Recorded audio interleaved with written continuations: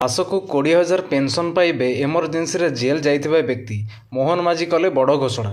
Emergency ସମୟରେ ଯେଉଁ ବ୍ୟକ୍ତିମାନେ ଜେଲ୍ ଯାଇଥିଲେ ସେମାନଙ୍କ ପାଇଁ ରାଜ୍ୟ ସରକାର ଏକ ବଡ଼ ଘୋଷଣା କରିଛନ୍ତି।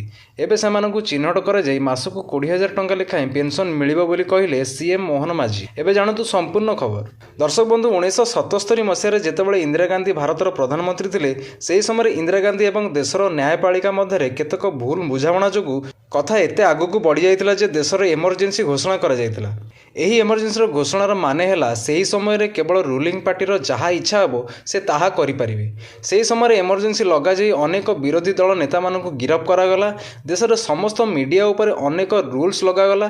ଅନେକ ହରତାଳକୁ ଅଣଦେଖା କରାଗଲା। ସେ ସମୟରେ ଅନେକ ପରିମାଣରେ ଘରେ ଘରେ ଖବରକାଗଜ ପଢ଼ାଯାଏ, ତାହାର ପ୍ରିଣ୍ଟ ମଧ୍ୟ ବନ୍ଦ କରିଦିଆଗଲା।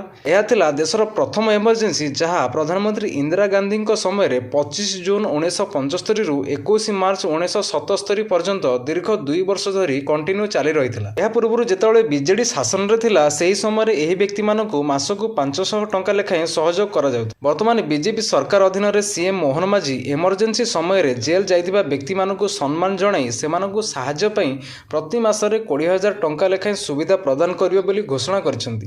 ଏହା ସହ କେତେକ ହେଲ୍ଥ ରିଲେଟେଡ୍ ସୁବିଧା ମଧ୍ୟ ଦିଆଯିବ ବୋଲି ସେ କହିଛନ୍ତି। ସରକାରଙ୍କ ଅନୁସାରେ ଏହା ସେହିମାନେ ପାଇବା ଯୋଗ୍ୟ ହୋଇପାରିବେ ଯେଉଁ ବ୍ୟକ୍ତିମାନେ 1 ଜାନୁଆରୀ 2025 ସୁଦ୍ଧା ଜୀବିତ ଅଛନ୍ତି। ବିଜେପି ସରକାର ଏହା କେବଳ ଓଡ଼ିଶାରେ ନୁହେଁ ବରଂ ମଧ୍ୟପ୍ରଦେଶ, ରାଜସ୍ଥାନ ଏବଂ ଛତିଶଗଡ଼ ଭଳି ରାଜ୍ୟରେ ମଧ୍ୟ ପ୍ରଦାନ କରିବାକୁ ଯାଉଛନ୍ତି। ଏଭଳି ଲାଟେଷ୍ଟ ଅପଡେଟ୍ ପାଇଁ ଆମ ଚ୍ୟାନେଲକୁ ସବସ୍କ୍ରାଇବ୍ କରିବାକୁ ଭୁଲନ୍ତୁ ନାହିଁ। ଧନ୍ୟବାଦ।